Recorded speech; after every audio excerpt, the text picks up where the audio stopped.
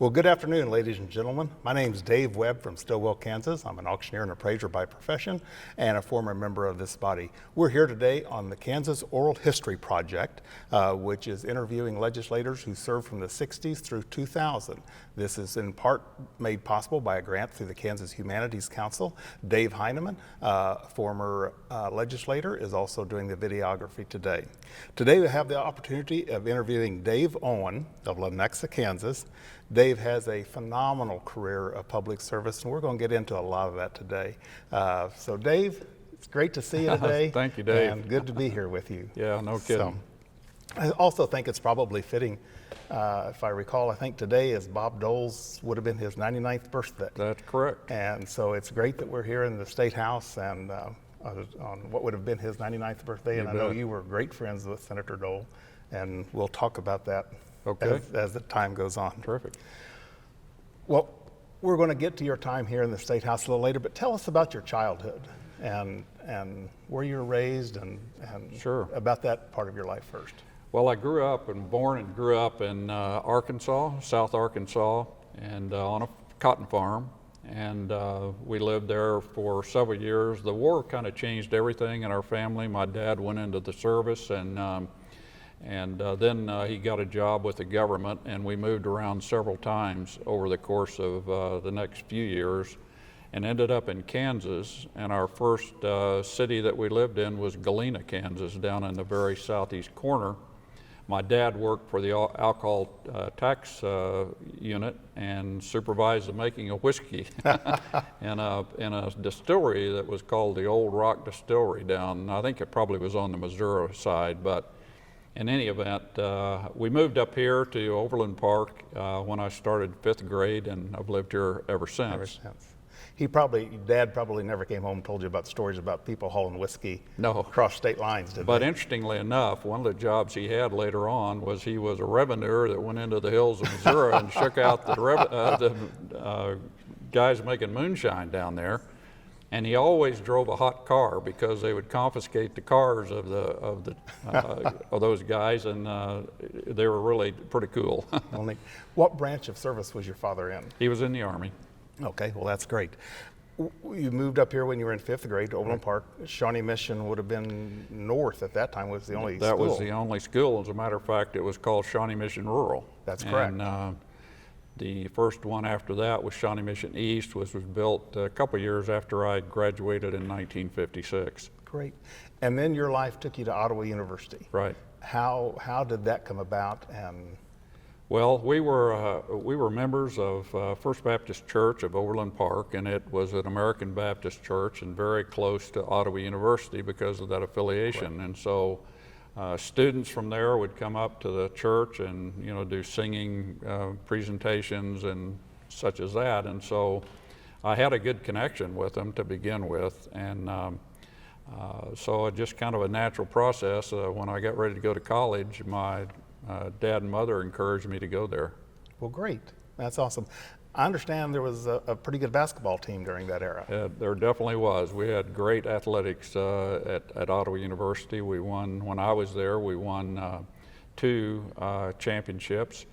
And I'm very proud to say that our team in 57, 58 still holds the record of being undefeated in the conference. That has held up for all these, 60, 70 years. That's probably better than some of your accomplishments here in the Senate. That's right.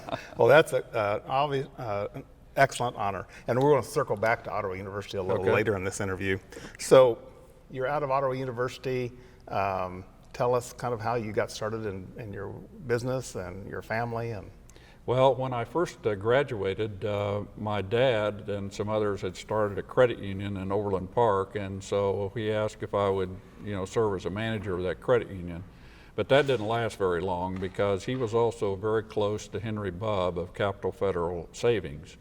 Cap Fed used my dad's office to close their loans before they built their first office in Johnson County. And so as a result of that, I got a call from Bryce Anderson, who ran the Cap Fed office, and asked if I would come to work there. So I spent a few years over there closing loans, and there was Johnson County was booming. For example, Knoll Hills was in the process of being built, and so we were closing loans right and left. And then after a while, I got a call from Dave Cox, who was the president of Overland Park State Bank, and asked if I would be interested in coming over and starting a mortgage department for the bank. And one of the things that kind of piqued my interest was that bank was owned by Crosby Kemper Sr., and I knew the power that he had in the greater Kansas City area, so I did that. And I worked there for several years and really enjoyed it and learned a lot. Awesome. That's just awesome. What, and I think, if I recall, at Overland Park State Bank is where you and I first met. That's back right. in the mid-'60s when I think my parents banked there at that time. That's right. I got well acquainted with your dad and mom, and we just developed a lifelong friendship. Yeah, and we're still here today. Right. So while you're working there, what got you interested in government and politics and campaigning? Well, we'd have to go back to Ottawa University, because my professor in economics at Ottawa was a gentleman by the name of Wayne Angel, who was just very interested in politics himself. And shortly after I graduated, he even served in the Kansas legislature. And I had another instructor there, Bob Anderson. Everybody called him Big Bob Yes. Anderson. And he was my business law professor. And so both of them encouraged me to kind of get interested in it. So I became the president of the College Republicans at Ottawa. And Bob Anderson introduced me to Huck Boyd. Yes. And Huck was running for governor. And so it kind of started from there. And then the thing that really propelled it was, in 68, after I had a taste of it, we picked up a Senate seat in Johnson County. And that's when I ran for the Senate. Well, and I can vividly remember that campaign, and it was kind of, my grandfather had served in the legislature in Missouri, and so I would go along with him as a little kid campaigning, and so, but I vividly remember that that campaign. That first It was time. interesting because in 1965, the Kansas Supreme Court had issued a ruling that the makeup of the Kansas House of Representatives was not in compliance with the law. So that's what propelled the redistricting of things. And so in the 68 election was the first time that new districting was in place, but they couldn't decide how to set up the Senate districts in Johnson County and Sedgwick County.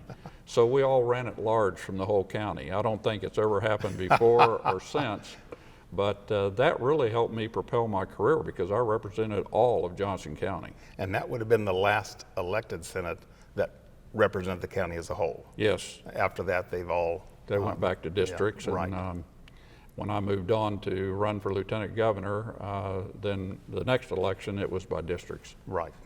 And and we'll get to the lieutenant governor's race here, but I think they still have a problem trying to decide how to do those districts in those counties. I think so. Yeah. So it's been an ongoing situation.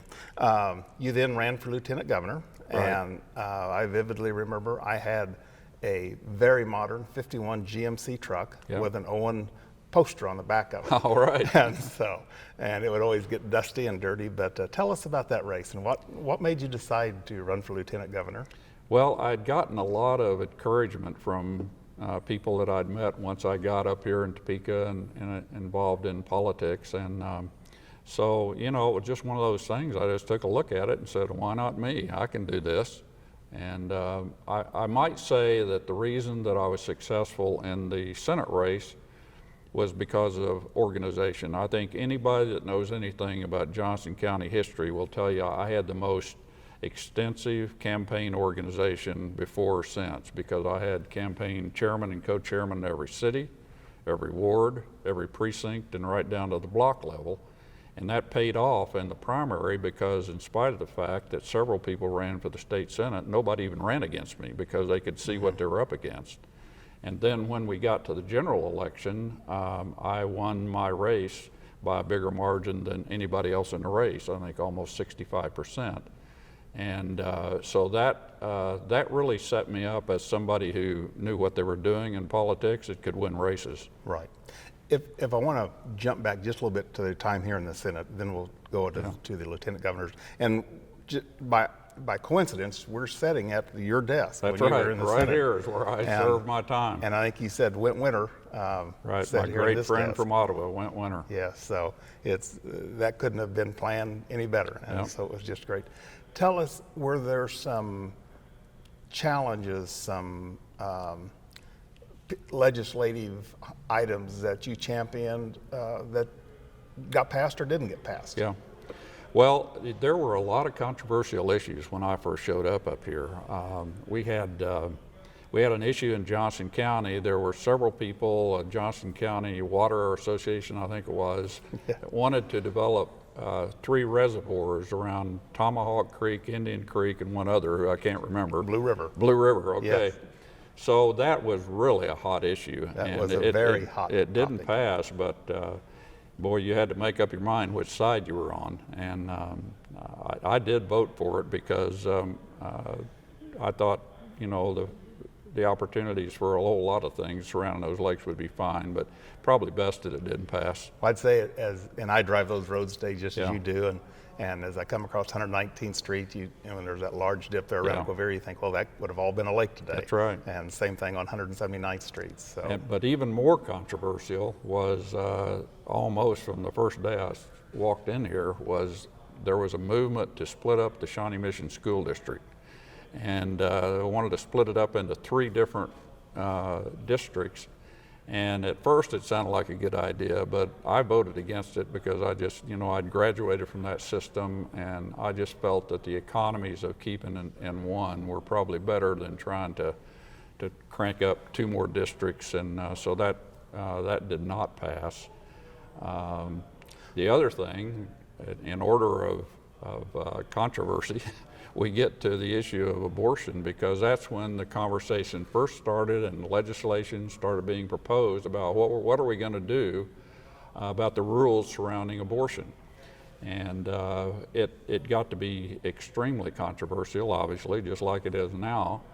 And as I recall, the vote finally became that we are basically opposed to abortion, but in the case of rape, incest, the life of the mother being in danger, and an accredited hospital with more than one doctor approving was the way it finally settled out. And then, of course, in '73, the Supreme Court decision came along, and that's the way it was for years. right. A funny incident around that thing, and I'm not going to name names, but we got down to it and had to vote, and we had a missing senator. And so we, you know, called and called, couldn't find a guy. Finally put on a call to Senate. Looked all over this place and finally found him upstairs in the men's bathroom, standing on top of a toilet so you couldn't see his legs underneath. But we finally corralled him. And so that was a funny thing. There were funny things all the time like that. 68, wasn't that the year that consolidation took place in school districts throughout the state, where we went from probably 700 districts to about 300? Yeah, that's right. Were you part of that discussion during that time? Not really, other than, you know, the real issue that affected me more than anything else was Frank Hodge, who was a Senate Majority Leader at the time, was promoting a tax lid, and so our school districts were just petrified of what was going to happen to their funding. Right. And so that became a major issue, and probably more so than the consolidations as far as it affected me. Right. Well, so that you're exactly right, and I think that tax lid, as time went on, became more of a tax sieve than a tax lid. Yeah. So, well, let's go back to the lieutenant governor's race, and you thought you could do this as well as anybody. And again, I remember that campaign extremely well. Yeah. And I even remember being at the victory party that Yep. night also. So that was a great time of my life.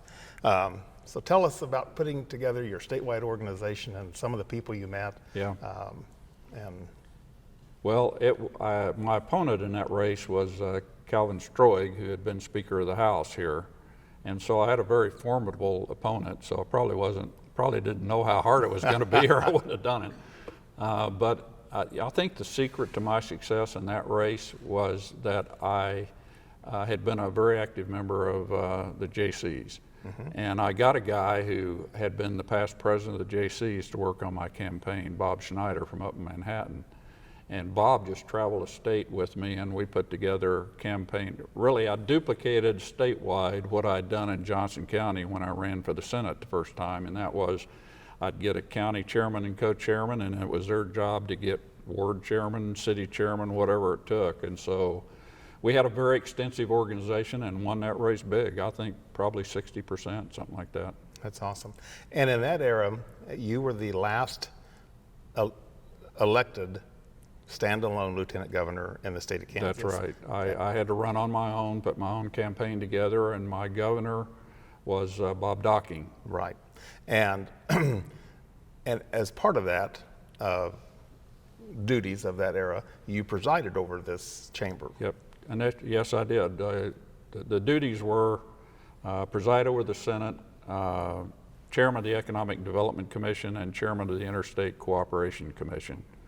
And honestly, I focused my time on economic development and trying to help the small communities around Kansas be successful in A, maintaining their young people so they didn't have to move to get a job, and B, doing things like setting up industrial development districts so they could attract industry into their town. I remember one of my campaign slogans is we've got to stop the out-migration of Kansas youth. And that's still an issue today. Correct. So that's what we did. But one of the things that lived on for quite a long while was when I campaigned, again, focusing on economic development, I thought it would be great if we could recruit Kansas businessmen to be ambassadors for the state. And so I, through my campaign, proposed an organization called the Kansas Cavalry. Right. And when we got elected, talked with Governor Docking, and we actually implemented the Kansas Cavalry, and we had businessmen from all over Kansas, visiting other cities. Governor Docking and I actually took a trade mission to Japan, sold a lot of Kansas ag products over there. So that was one I was really proud of, the Kansas Cavalry. Yeah, and I was going to give that, so I'm glad that you brought that up. That was a huge business tool for the state of Kansas. Yeah. At that era, Bob Docking was elected as a Democrat. You were elected as a Republican. Tell us how you guys worked together and the friendship that probably came We out got of that. along great, honestly. He was very accommodating to me. I'll just read you something. He wrote me a letter after it was over. And he said, "It has been a great pleasure as well as an honor to be associated with you the past 2 years. As I have said to many people on many occasions, I was privileged to be associated with the best lieutenant governor in the country." So that was pretty high praise from Governor Docking. Yeah. Well, and you think of politics today, Democrats and Republicans just don't work together. And I'm sure in that era you would sit down with him in the evenings or during meetings and share what was going on and be very open and transparent. Yeah. That doesn't happen today. No, it doesn't. We had a very high-profile incident happen too, where he was just a champion, and that was in Johnson County. We had first a robbery at the Metcalf State Bank. Yes. And I can't remember that guy's name, but he had escaped from prison before he did that. And then a guy by the name of Mike, I believe it was Mike Lamb. Lamb is right. I can't remember for sure the first name. But he had actually kidnapped and murdered one young lady, and then he was in the Johnson County jail and escaped. And then he kidnapped another young woman, and very violent with her, but she didn't die, thank goodness. But I really took on the Kansas probation and parole system over that, because that guy should never have been out on the streets. And Governor Docking was very, very supportive of that. And as a matter of fact, that led to, I believe, the improvement of the Johnson County jail facilities with more maximum security facilities. And then, of course, later on, that big new facility was built out south. Right. And I remember that robbery. They had created a diversion somewhere, if I recall, in another part of the county. A blast or something where all the police officers were at another location. That's exactly right. And then they robbed the bank, if I recall. Yep, that's So right. that tells us I guess we've both been around a long Yeah. time if we remember those Well, things. and, the one other little piece of that story, the shootout, when there was a shootout Yes. and a patrolman was Yes. shot and killed, that shootout took in place in my stepfather Armin Hilmer's apartment project. So his place was riddled with bullets when that was over. Interesting. And took a lot of work to get it back up to speed so they could even occupy it. Well, just as a side note, my wife's father then worked for the sheriff's department and was involved in that shootout. Oh yeah, And I so remember him well. That again, I guess that just says that we've been around a long That's time right. in this area. So, well, tell us about Bob Dole was in the middle of a campaign at that point in time. You were lieutenant governor, and to kind of tell us your friendship with Bob Dole, how that came about, how that got started. Well, it really got started in 1968. He was running for the U.S. Senate for the first time, and I was running for the state Senate. And as luck would have it, he had gone to high school with the grade school and high school with my mother-in-law at the time in Russell, Kansas. She had a coffee at her house for both of us, and that's the first time I met him. And to say that Bob Dole was an impressive guy when you met him is an understatement. And so we just hit it off. And so he was in the middle of a race against a very popular guy, Bill Avery, governor, Yes. former congressman. And he thought he was in trouble. I don't know if he was or not. But because I had no opponent in the primary election in that race, I just basically became the de facto chairman for Bob Dole in his first race for the Senate. And of course, we won with a huge margin. And then in '74, the next step, when he ran for re-election, I had chosen not to run for governor, which would have been a natural thing for me to do at that point, but I just got a new federal bank charter and I had to figure out what I wanted to do. So I didn't run, and Bob asked me if I would be his campaign chairman because he was in a tough race against Bill Roy. Yes. And behind. And so I got involved, and one of the things that really helped was I had a very extensive campaign organization for myself that we just sort of melded into the Bob Dole organization, and we began to work to try to win that race, and we did finally win it, but by, I don't know, 13,000 votes or something statewide. A slim majority. Slim majority. And that was the first time that abortion became a big issue in a Kansas campaign. So that was a big part of it. Right. Wasn't that the year that the mudslinger campaign ad Oh, yeah. came out? I'll tell you how that happened. We were just getting our hat handed to us in that race. I mean, it was pretty grim. And so I called our campaign PR guy, and I said, look, if you don't get something for us that's hard hitting, I'm going to go make my own commercials. And I did. I went down to WDF TV and got a guy sitting on a stool like Tom Downey used to do for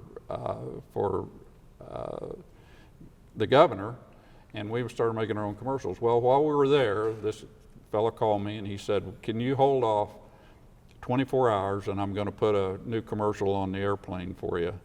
And he sent that to me, got it on TWA, and we looked at it, and that's when that mudslinger, and there was another one called graffiti, but basically the mudslinger was they just made a bucket of mud and they'd throw mud against Dole's picture and says Bill Roy says Bob Dole's against the farmer, Bill Roy says Bob Dole's against this, that, and the other thing. And then, but the truth is, Bob Dole supports the farmer and the mud comes off, and it was so effective that people didn't know how to take it. Because some people thought, my God, you can't run this is the worst ad ever, and other people thought, Huck Boyd used to call me and say, you know, he would never tell me what to do, but he would say, Dave, I don't know. He said, don't you think you ought to take this off the air? And I would say, no, we're going to keep running it.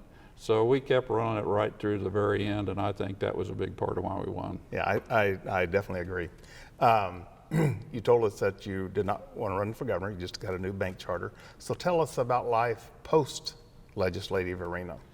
Well, I really, got involved in economic development in my own community. I had several projects that I built, and of course I had gotten that bank charter, and then I bought the bank down in Stanley, Kansas, and I ran those banks as chairman and CEO for 20-some years, and then sold them. After that, I went to where I had met, through the course of all that, a very, very interesting person who was chairman of a large investment bank. Jack Stevens was a friend of Bob Dole's, and I'd met him, and he called me after I'd sold my banks and asked if I would go to work with Stevens and set up an office in Johnson County. And Stevens Inc. is an interesting company. They had taken Walmart public. They financed the New Orleans Superdome when it was built. These are things that happened when I was there. We handled the hostile takeover of Holly Farms by Tyson Foods. But more interesting to me was Jack was the chairman of Augusta National. And so that made it a lot of fun. Yes. And he also had a quail hunting plantation in Georgia. So, well, to heck with business. That's right. You had great things there. One thing I was remiss, and if I can jump back to the Senate days a little bit, you had a legislative basketball team at that era, didn't you? We did. They call it the Big Green Machine. The Big Green Machine. And it was members of both the House and the Senate, but the thing that kicked that off was the House challenged the Senate to a basketball game.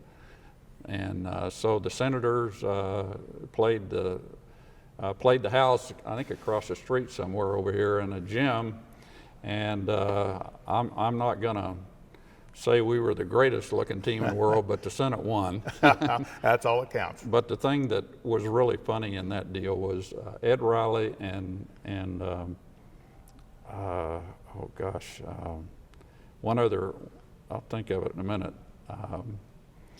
They were the water boys, and they were dressed up in tuxedos. And so the first time out, we go over to get a drink of water, and guys were dipping in that thing and taking a big swig, and they'd put bourbon in there. So it was quite a shock to your system. But yeah, the Big Green Machine, in fact, Dave Heineman, who's filming this, played on that, a lot of other great guys, and we had a wonderful time doing it. We'd go out and play small communities and help them raise money for their local charity and things like that. So it was really a fun time. Awesome. And there used to be a school across the street with a gymnasium, so that's right. Yeah, probably that's where where it it was. was, yeah. So, and I meant to discuss that during our time at the Senate, but yeah. I might say too, in the Senate, thinking back on kind of what was going on, several pieces of legislation that I had a hand in was almost right out of the chute. I introduced a piece of legislation that has lasted a long time. That was the ability to turn right on a red light. And so that was my bill. And then we had a issue with our highway program, and I also introduced a bill for a $320 million highway bond issue. And that the funding from that bill ended up funding Schweitzer Bypass down in Johnson County and improving Kellogg going into Wichita, among other things. And that was very successful. That was another time when I got to work very closely with Governor Docking. right. And another one that was a big was we had a commissioner in Johnson County by the name of Rex Price. Rex put me onto the fact that the gas tax distribution under the secondary road formula was relying on a 1936 formula, which meant that obviously the rural counties got the better end of it, and the urban counties, where most of the gas tax had now become to be paid, was getting the short end. And so I proposed a bill to change that formula, and I will say I could never have gotten that done had it not been for my friend Paul Fleener with the Kansas Farm Bureau, who saw the logic in that and helped me get that passed. But that passed, and that changed that changed how things were done. Yeah. Paul was one of those great stewards of, Yeah. it was professionally, he was the public affairs director for Kansas Farm Bureau. Right. But was just one of those great stewards of the state's interest and would help people, with certain bet. situations. When you were in the legislature, if I can jump back there again, today we see more of a Democrat-Republican split. And I remember in my era and in your era, it was more of a rural-urban split. Definitely. Than a Democrat or Republican. Did you? Yeah, we had, back in, when I was here, the split here was 32-8 in the Senate, and I can't remember what it was in the House, but it was, I think, similar. And you're right, the issues always became, all of these things we were talking about there, that became urban and rural as far as who was for them. Right. And so you really had to work to make friends with people from all over the state if you wanted to get anything done. And if I could say anything about my own success, it would be that I did that very thing. I guess because I came from a farm in Arkansas, I was very comfortable with the farm guys, and I developed those relationships, and that's why I was able to get things done. Well, that's awesome. I said earlier on we would circle back to Ottawa University. You have since established the Owen Leadership Institute there. Yes. Tell us a little bit of how that came about, what it does, and. Well, that's kind of an interesting story too. When I was running for lieutenant governor, I went down to Ottawa and I recruited a young man by the name of Kevin Eichner to be one of my road warriors, and he drove me all over the state during that campaign.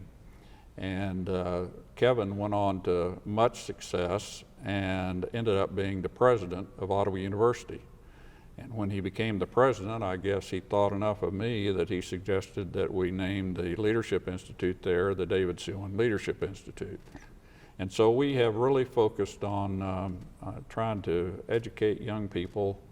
Almost from the first meeting we ever had, someone asked me, well, what is it you're about? And I just came to me that, nothing is more important than instilling a good, solid moral compass for our young leaders. And that's kind of what we try to do.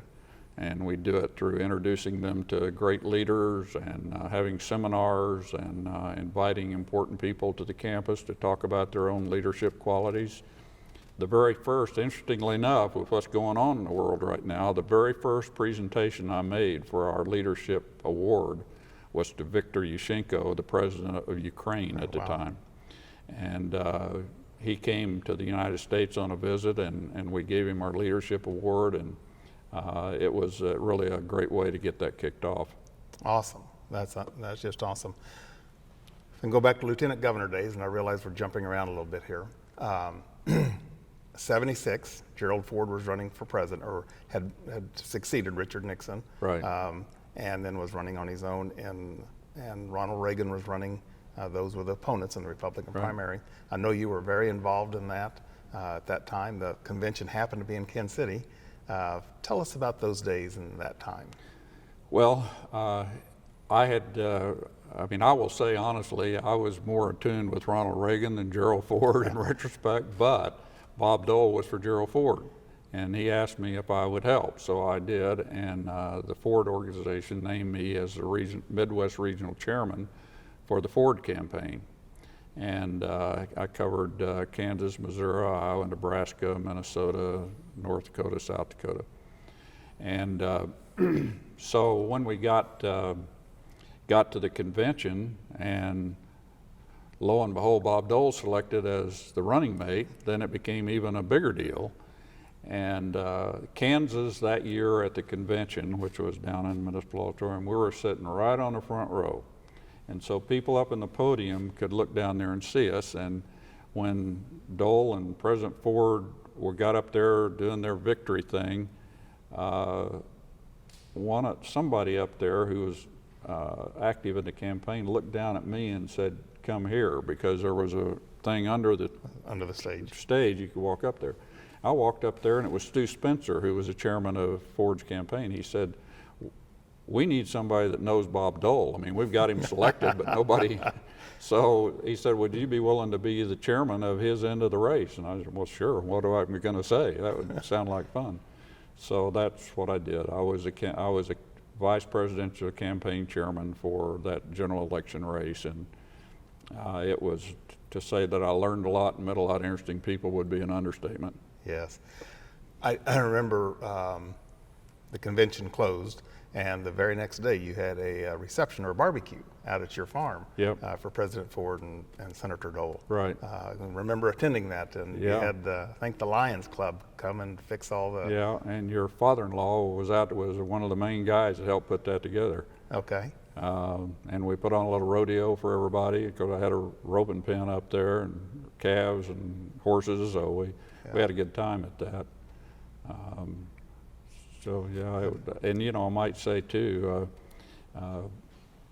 the guys I had to deal with on an everyday basis during that vice presidential campaign, I would go over to the White House almost every day when I was in town, and I'd meet with Rumsfeld and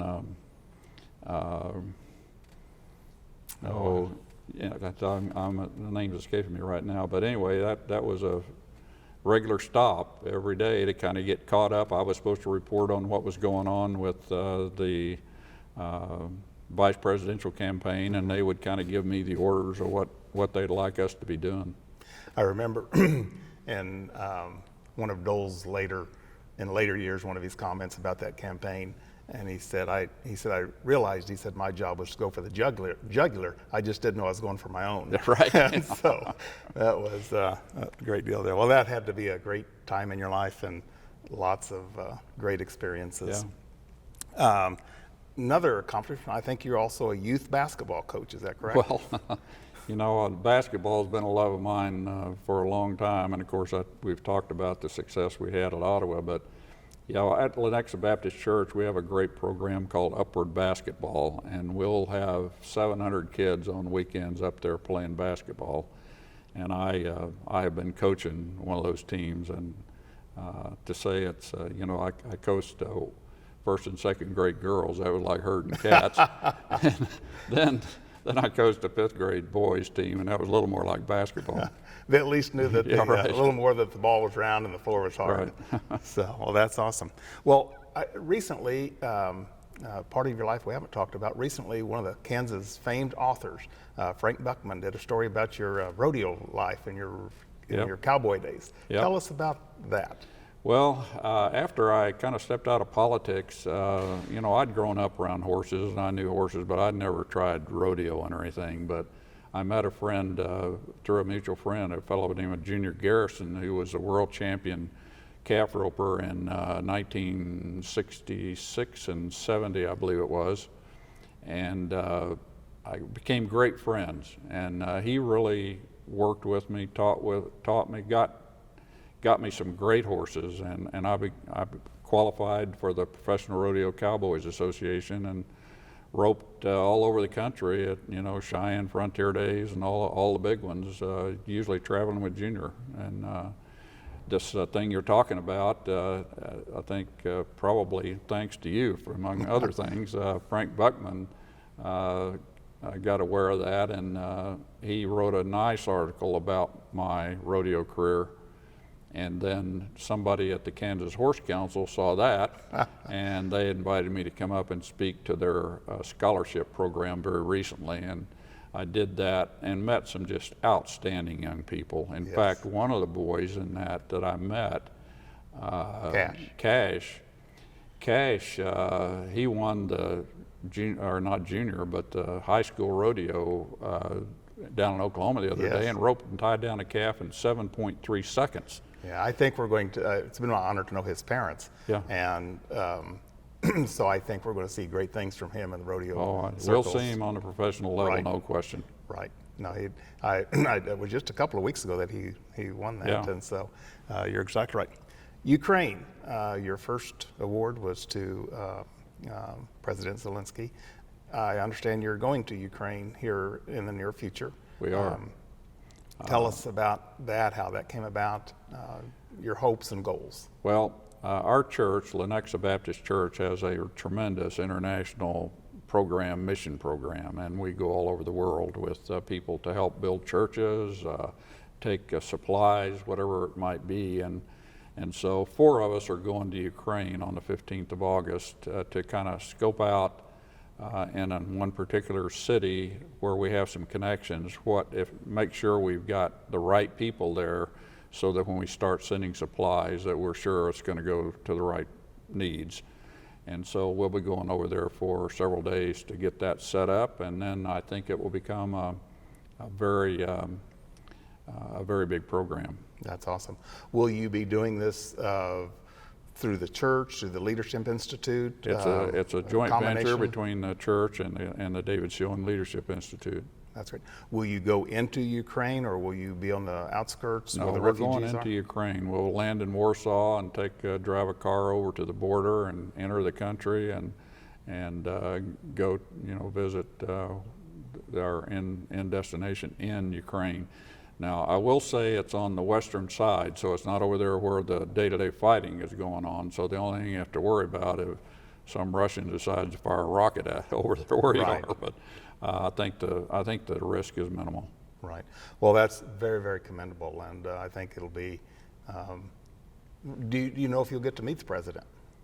I don't know if we'll be able to do that or not. I would hope we could. Mm-hmm. That's a terrible travesty today in our world, what's happening there, and each time I hear about it, see about it, I just get sick, as you do, for the Ukrainian people. Bet. And it shows you the right to fight for democracy.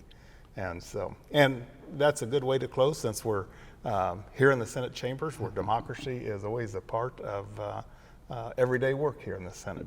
Again, my name's Dave Webb. It's been an honor today to interview my great friend Dave Owen, former Kansas State Senator, the last elected Kansas Lieutenant Governor, and this is part of the Kansas Oral History Project. You all have a great day.